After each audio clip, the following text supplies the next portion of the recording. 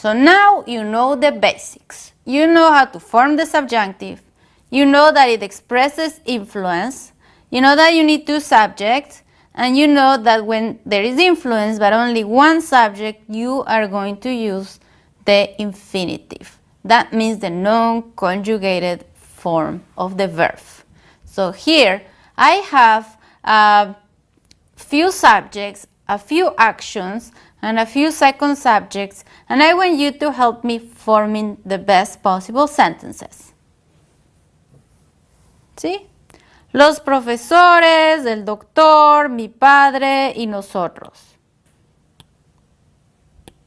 Ya. Si es los profesores, seguramente mi mejor opción sea usar los alumnos, ¿no? Los estudiantes. Entonces, los profesores, por ejemplo, mandan que los alumnos estudiar.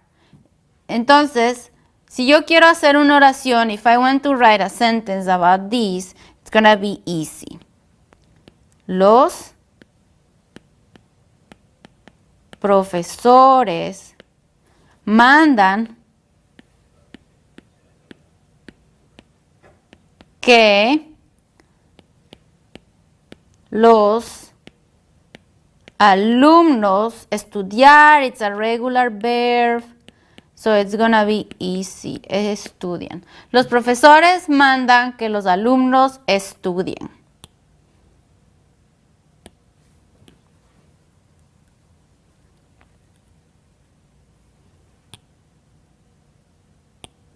Ok, ahora pensemos en el doctor. El doctor seguramente va a hablar de mí, yo, insiste, y el doctor me va a decir que coma sano.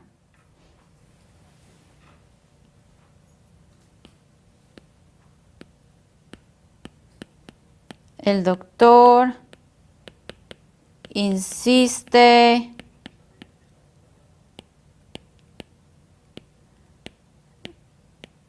que coma sano.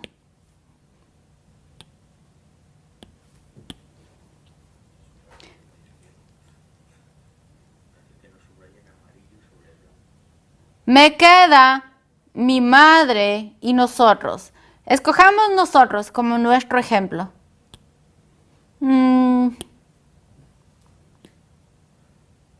Nosotros queremos, mi perro, obedecer, to obey. Entonces mi oración va a ser, nosotros queremos que mi perro nos obedezca.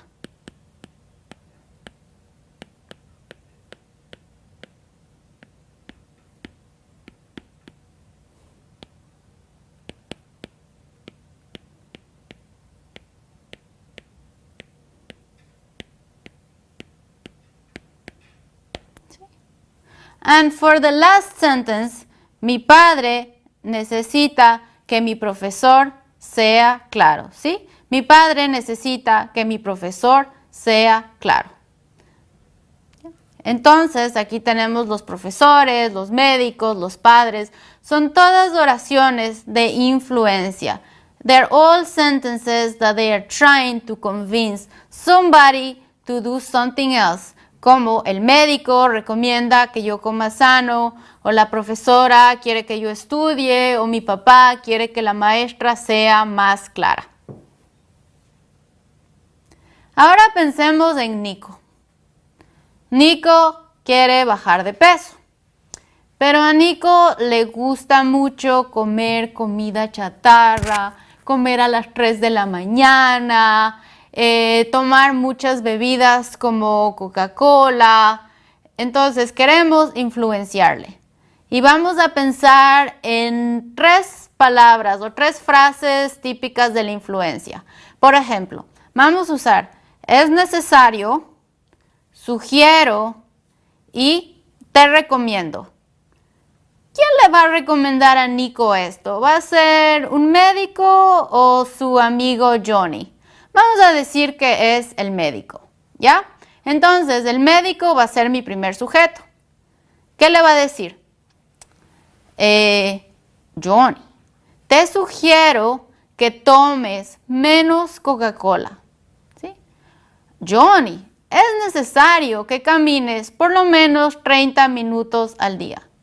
Johnny, te sugiero que no comas papas fritas a las 3 de la mañana. No es bueno para tu salud. Oh, Gaby. Gaby necesita dormir más. Gaby trabaja y trabaja y trabaja y se siente enferma y cansada y le duelen las piernas y ya no puede más. Su mamá está preocupada de que le va a pasar algo. Entonces, ¿quién le va a dar consejos en este caso? Su mamá. ¿Qué le va a decir? Le va a pedir, le va a rogar y le va a recomendar. ¿Sí? Entonces, ¿qué le va a decir? Gaby, te recomiendo que no tengas 3 trabajos. Gaby, te ruego que no te quedes viendo tu internet hasta tan tarde. Gaby, es mejor que cambies tus hábitos. A la larga, no dormir es muy malo para la salud. ¿Sí? Esos son los consejos a Nico y Gaby. Ahora escribamos unos cuantos consejos. A ver qué pasa. Esto diría, yo creo que un médico, ¿no? Es importante que nosotros comer, verbo regular, muy fácil. Comamos peras. Los estudiantes hacer ejercicio frecuentemente. Es importante que los estudiantes, verbo irregular,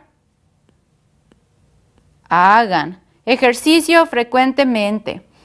Es importante que yo no beba sodas. Es importante que tú no fumes cigarrillos. Y es importante que mis amigos y yo durmamos lo suficiente. Ahora, ¿qué pasa? Tienes un amigo. Este amigo te va a visitar en Boston. Tú conoces muy bien la ciudad. ¿Tienes algunas recomendaciones para él? Puedes usar recomiendo que, no permito que, es necesario que. Entonces, si es que la persona viene a Boston, recomiendo que traigas mucha ropa diferente porque el clima cambia constantemente. No permito que vengas a la ciudad sin una cámara. Hay muchas cosas que vas a querer guardar y no te vas a querer olvidar. Es necesario que visites el centro de la ciudad. Es bastante único porque tiene cosas antiguas de hace 2 siglos y tiene edificios ultramodernos.